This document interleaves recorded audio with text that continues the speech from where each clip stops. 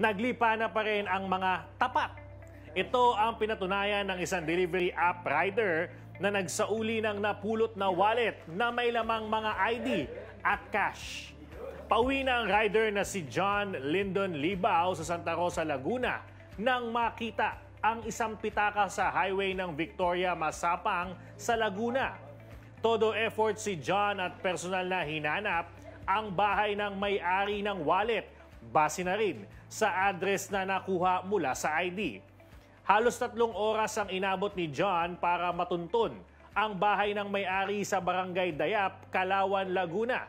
Labis naman na pasalamat ng owner ng pitaka at nagulat nang malamang personal na dineliver ni John ang nawawala niyang gamit.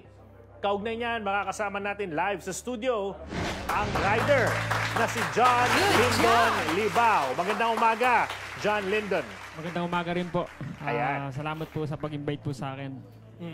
John, inabot ka ng halos 3 oras bago mahanap ang bahay ng may-ari ng wallet. Bakit gano'n na lang ang effort mo para gawin ito? Marami ka pang delivery. Kasi po, ako po kasi may problema din ako na mas mabigat. Pero iniisip ko yung tao, baka mas mabigat din yung problema niya kaysa sa akin. Kaya naisip kong hanapin yung may bahay na nawalan po ng wallet para ibalik po yung pera. Kasi po, hindi po kasi sa akin yan eh. Siyempre, yung pagod at pawis nung nawalan po ng pitaka po. Yun lang po. Gusto ko lang pong hanapin yung bahay at ibalik po yung pera. Baka mamaya, kailangan ng tao po yung pera po.